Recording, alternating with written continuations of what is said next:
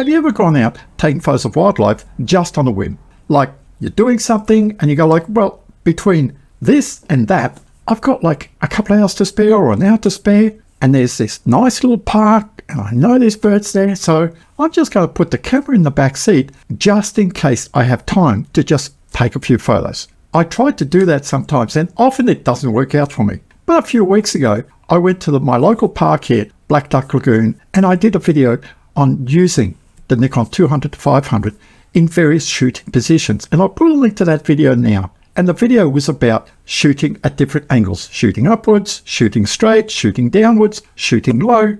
While I was there, I did notice that there was a couple of unusual water birds, but they were quite far away from me. I didn't have that much time that day, and I go like, it's not far from me, so it'll be for another day. Went home, I did this video.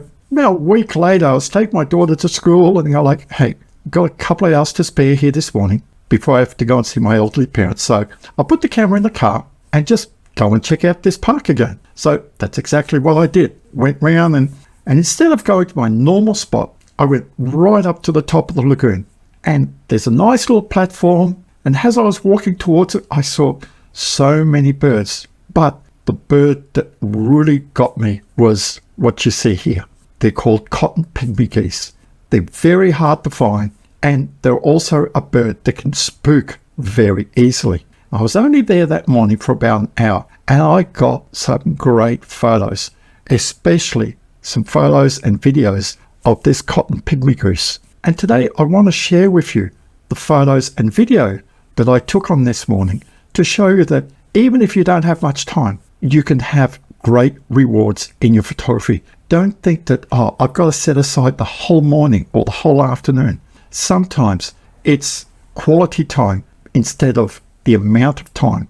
And on this morning, I put all the knowledge that I talked about in the previous video about shooting upwards, shooting straight on, shooting down to use. And I'll explain to you as I go along. And you will see in the photos the different positions that I use because it's very clear. I know sometimes I harp on about because I've got the Z6II and I'm a bit defensive of it when people say, well, you know, the Z6II is a rubbish camera for wildlife. Any camera can be a rubbish camera for wildlife if you don't learn how to use it. Sure, the Z6II isn't the Z9 or the newly released Z8, but for the dollars that you're spending on the Z6II, if you know how to set it up and you're willing to sort of constrain yourself a little bit, you can still get great photos, just like I do. You just have to learn how to use it. Learn how to use the autofocus system to suit your type of photography. So let's jump in and we'll take a look at these photos and video. So when I first got there on that morning, there were some black cormorants, there were some darters, and this was a black cormorant who had just come off a nest. And you can see I'm shooting upwards, but I got beautiful blue sky this morning. And the secret is when you're shooting like this, try to have the sun at your back. If you have the sun at your back, you can end up with photos like this. The sun in front of you, everything will be backlit. You're going to get very harsh shadows. If you try to lift the shadows up, it ain't going to be pretty. So try to have the sun at your back. I always try when I go out, or at the maximum, the sun right on my shoulder. So I've still got light coming in through the side. It was quite nice here, but I noticed there was a lot of breeding cormorants and darters there. And this place is known for this. A lot of photographers go there. So let's check out some video. So this is a parent cormorant.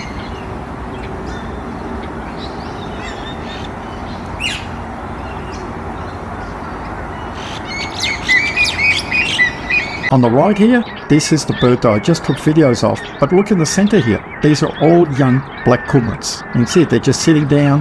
It was getting a bit hot, so it's fluffing itself just to cool down a little bit.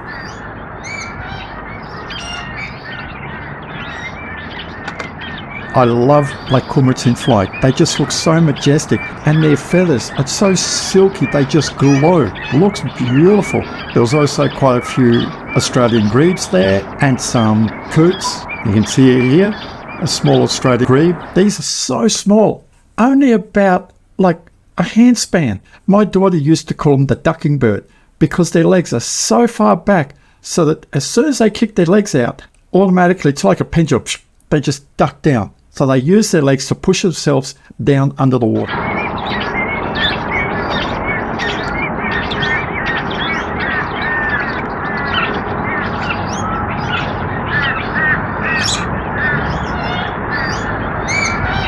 This is a male darter way up in the trees.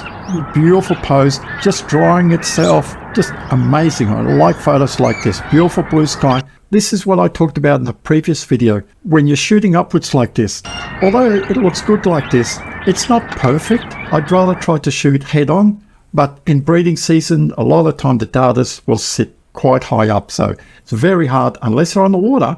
And then when they're on the water, all you see is their necks. Very hard to get photos of them like head on. This set here of Australian darters, one is the parent and one is the fledgling. The fledgling is begging for food. The parent has already fed it, but the fledgling is still begging for food, annoying the parent. Now this was taken at 14 frames per second, but because I use silent photography, it comes down to about 8.5, 9 frames per second. And you might say, well, you know, modern cameras, you can shoot 20 frames per second. I'll run through the first lot at 2-second interval, and then I'll run it at about what it looks like through the viewfinder. And you'll see that I was still able to get great images of this darter and its chick. You see, like, the action's happening fairly quickly.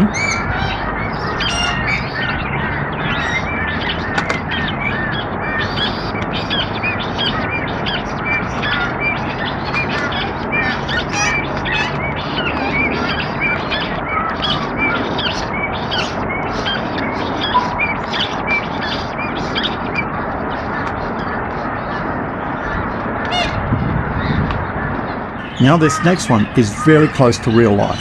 Look at it. Very quick, wasn't it? That's how quick it happened. So I'm happy, 8.5, 9 frames per second. I was quite low to the ground when this was going on. And then I looked, and just beside me, within like 3 meters, were these Pacific black ducks. They're just minding their own business. There was only one on the log. But look at the front one here. It just seemed, just when I was about to take the photo, this one jumped in and photobombed the other one. And the other one's looking like, what's going on, mate? I want my photo taken. This was so funny because they flew off and then all of a sudden they start coming back, but it was a trio now. And they're all feeding in unison. You can see like they're lined up side by side. And it was just so funny watching them like coming towards me feeding. Now this is the bird that I was really hoping to get, and I got some great photos of it. Now the data photos were all taken at 3,200th of a second, but because I was taking photos now of this pygmy goose that was just basically standing still, just not moving much in the water, to try to reduce the ISO, I reduced my shutter speed. I left my aperture at f5.6, which is what I shoot at all the time, but I lowered the shutter speed to 1,000th of a second so I could get some great photos at a very low ISO. But I got caught. But let's see some video first. You can see here, it's just preening itself.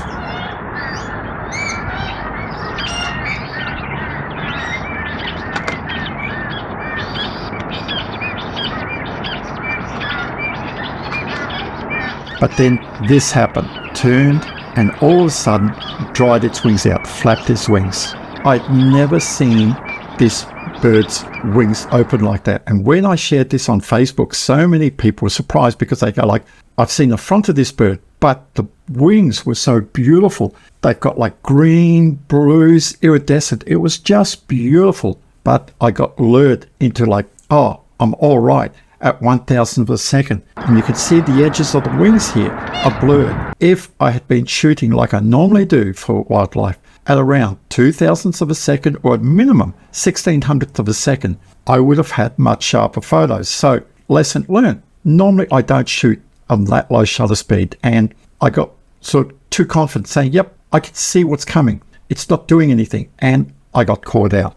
Then this coot just came flying along. Look at that, it's just moving like a freight train. It was actually chasing another coot further down. Now look at the size of this, of the pygmy geese compared to a Pacific black duck. Then I was amazed because this single cotton pygmy goose just kept getting closer and closer. And you could see like there's shade from the tall trees. And now it's just getting so close to me. It's only about 5 meters away from me. And it was just beautiful to see this bird. But why did it come so close to me? Because I was just kneeling down. I wasn't moving. Like I stated in the last video, sometimes you really have to get close to the ground. I can't lie on the ground because of my health condition, so I just had the camera resting on my boot and the LCD screen flicked up, and I was just very slowly panning, trying to get this pygmy goose in there. Really happy about this video. And by this time, I looked at my watch and go like, yep, I'm going to have to start moving or else I'm going to be late for my appointment. And I looked out and what did I see? A pied cormorant. And you're like, I can't walk away from this. So I just started taking some video of this pied cormorant. It was just looking to feed. I thought, great, I'm getting a bit of video, but it's just spending its time, just looking downwards, looking to catch a fish. And so, okay, I'm just going to stop the video now. And just as I stopped the video, it took off. And I was so happy that I just waited that couple more minutes and I got a couple of really nice frames of it taking off. And as you can see, the Z6II did a great job of tracking this pied cormorant as it took off from the lagoon. And this is the beauty with the mirrorless compared to our old digital SLRs, is that you have so many different AF modes. Most of the time that morning, I was using dynamic autofocus. But on this, because the bird was a bit far, I was using small area AF. It's not a very big square, but I find that it's good enough for me to be able to track birds like this across the water. I think I had one or two that were out of focus. So if you've got any questions or feedback about how I shoot wildlife with the Z6II, leave it in the comments box. I answer all comments. Thanks for watching. If you liked the video, give it a big thumbs up, stay safe, enjoy your wildlife photography, no matter what camera you use, and I'll see you next time.